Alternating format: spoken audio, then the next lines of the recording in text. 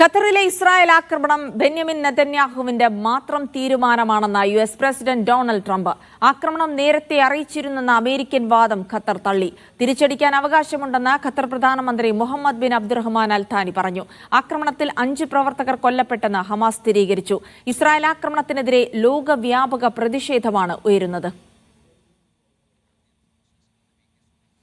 News ഡെസ്കിൽ നിന്ന് B K സുഹൈലൊപ്പം തന്നെ ഖത്തറിൽ നിന്ന് അബ്ബാസ് കൂടെ ചേരുകയാണ്. ബി കെ സുഹൈലിലേക്ക് ആദ്യം. സുഹൈൽ, ഇപ്പോൾ ആക്രമണം കഴിഞ്ഞ മണിക്കൂറുകൾ പിന്നിടുമ്പോൾ ലോക രാജ്യങ്ങളിൽ നിന്നൊക്കെ ആക്രമണത്തെ അപലപിച്ചുകൊണ്ടുള്ള പ്രസ്താവനകൾ വന്നു കഴിഞ്ഞു. ഇന്ത്യ അടക്കം ആക്രമണത്തെ അപലപിച്ചിട്ടുണ്ട്. ഈ മണിക്കൂറിൽ നിലവിൽ ഖത്തർ ഈ ആക്രമണവുമായി ബന്ധപ്പെട്ട പുതിയ നടപടികളിലേക്ക് കടന്നിട്ടുണ്ടോ? ഖത്തറിന്റെ തീരുമാനം എന്താണ്? ഏറ്റവും ഒടുവിൽ അവിടെ നിന്ന് ലഭിക്കുന്ന സ്ഥിരീകരിക്കുന്ന വാർത്തകൾ എന്തൊക്കെ? സുഹൈൽ. ജിൽസി, ഇന്നലെ നടന്ന ആക്രമണത്തിൽ 5 പേരാണ് കൊല്ലപ്പെട്ടത് ഹമാസിന്റെ ഭാഗത്ത് നിന്ന് എന്നുള്ള സ്ഥിരീകരണം ഹമാസ് നടത്തുന്നു. അതിൽ ഖലീൽ ഹയ്യയുടെ മകൻ ഹുമാമൽ ഹയ്യ, അതേപോലെ തന്നെ ഓഫീസിലെ ജീവനക്കാരായിരുന്ന 4 പേർ, ഇവരാണ് ആകെ 5 ഹമാസ് പ്രവർത്തകരും അതേപോലെ തന്നെ ഖത്തറിന്റെ ഒരു സൈനികനും, ഇവരാരും കൊല്ലപ്പെട്ടത്. ആകെ 6 മരണം എന്ന സ്ഥിരീകരണം ഇപ്പോൾ വന്നിരിക്കുന്നു.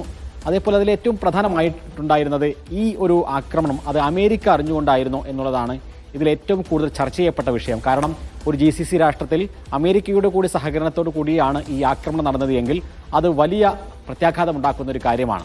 ആ വിഷയത്തിൽ ഇപ്പോൾ അമേരിക്കൻ പ്രസിഡന്റ് ഡൊണാൾഡ് ട്രംപ് നൽകുന്ന ഒരു വിശദീകരണം എന്ന് പറയുന്നത് ഏകപക്ഷീയമായി അത് നെതന്യാഹുവിൻ്റെ മാത്രം തീരുമാനമായിരുന്നു എന്നാണ് ഇപ്പോൾ ട്രംപ് പറയുന്നത്.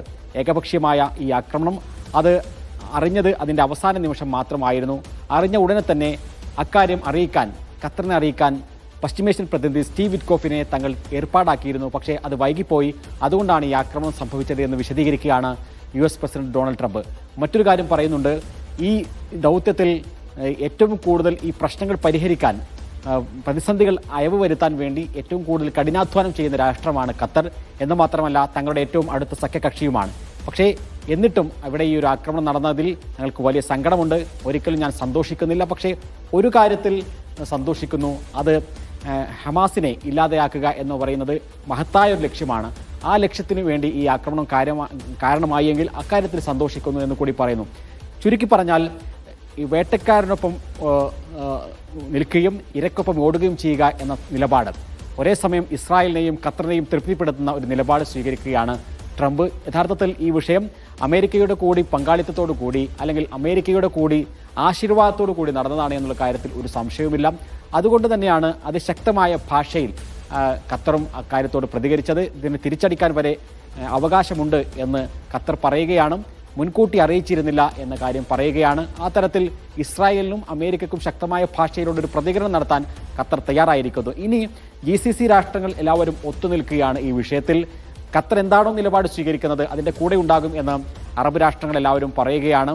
അതോടൊപ്പം ഈ അറബ് രാജ്യങ്ങൾക്കപ്പുറമായി ലോകത്തിൻ്റെ എല്ലാ ഭാഗത്തു നിന്നും യൂറോപ്യൻ രാജ്യങ്ങൾ, അതേപോലെ തന്നെ കാനഡ അടക്കമുള്ള രാജ്യങ്ങൾ, ഓസ്ട്രേലിയ, ഈ രാജ്യങ്ങളെല്ലാവരും തന്നെ ഈ ഇസ്രായേലിൻ്റെ നടപടിക്കെതിരെ അതിശക്തമായി രംഗത്ത് വന്നിരിക്കുന്ന കാഴ്ചയും നമ്മൾ കാണുന്നു. ഇന്ന് UN സെക്യൂരിറ്റി കൗൺസിലിൻ്റെ അടിയന്തര യോഗം ചേരുകയാണ്. ഈ യോഗത്തിൽ ഇസ്രായേലും അമേരിക്കയും ഒറ്റപ്പെട്ട് നിൽക്കുന്ന കാഴ്ച സ്വാഭാവികമായും കാണേണ്ടി വരും. കാരണം എല്ലാ രാജ്യങ്ങളും ഈ വിഷയത്തിൽ ഇപ്പോൾ ഖത്തറിന്റെ കൂടെയാണ് ഉള്ളത്. ഒരു പരമാധികാര രാഷ്ട്രത്തിന് നേരെ നടത്തിയ ഒരു ആക്രമണം എന്ന രീതിയിൽ തന്നെയാണ് ലോകം മുഴുവൻ ഈ ഒരു ആക്രമണത്തെ കാണുന്നത്. ബി കെ സുഹൈലാണ് ഇന്റർനാഷണൽ ഡെസ്കിൽ നിന്ന് വിവരങ്ങൾ നൽകിയത്.